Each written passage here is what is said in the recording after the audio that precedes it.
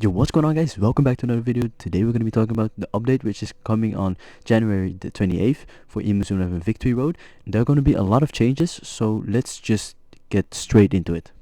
These should be all of the changes that are coming in Inazuma 11 Victory Road. I'm not sure if they're going to be coming next update, but I assume that they are, but we'll just have to see. I'm going to go over each and every one of them, so let's just start. We're starting off strong with two things that we've all been waiting for: measurements against long shots and rough play getting nerfed. I'm not sure what Translate has done right here. Like, for example, there are things like the person who was blown away also gets excited. I'm not sure what that's supposed to mean. And the full recast for long shot techniques, also don't really know what that means.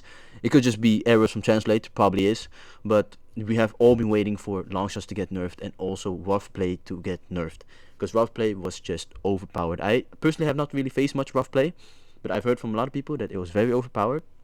So I'm happy that these changes are coming. Let's head up to the next one. Next, we have something that I think a lot of people are going to be very happy with. We have passive skill selection. How I think this is going to work is that you can transfer the passives from one player to another, and I think you can only change and inherit the first three passives, not the last two. The last two are still going to be bound by what you summoned. The player who gave the passives away will disappear. So that's a very interesting thing. I think this is going to be making team building a lot easier, because you can just focus more on the last two passives, and if you get bad first three passives, you can just change it and inherit from other player which does have good passives. So this is going to be making team building a lot easier in my opinion. Let's hop right into the next one. And speaking of passive skill selection, now we can finally mass summon and mass farewell our players, which is a very good thing for them to implement. I wish that they implemented it earlier, but that's alright. Better late than never. But yeah, this is going to change the way we're going to be summoning our spirits, so I'll update my video about best way to farm better passives, like for perfect players. So I'll update that video when the update comes out. But this is a very nice thing to have. Let's go right to the next one.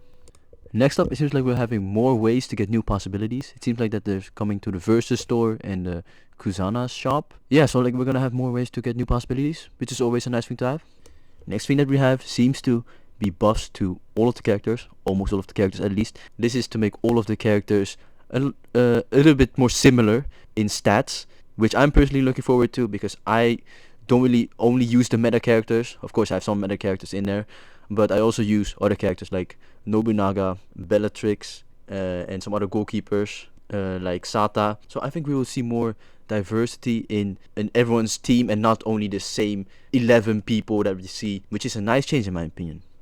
Now we're also going to have some changes to the online matches. As you can see, if players are idling for too long, they're going to be kicked. But it seems like it can only be used when the score is tied or when the team is winning, which seems a little bit odd, but sure, we'll see how it goes. And also the super tactics off setting is going to be introduced, but both players need to have super tactics cancellations on for it to be off. And as you can see, the super tactics cannot be turned off in official tournaments.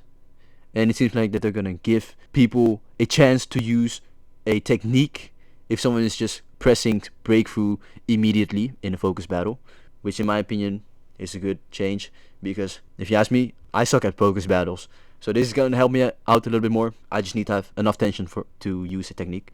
Speaking of tension, it seems like that all of the techniques are going to increase in tension as well, which might make tension teams more reliable, because they have more tension, they get more tension. But yeah, it's still a lot of the skills, I think maybe even all of them, are going to have a higher tension consumption.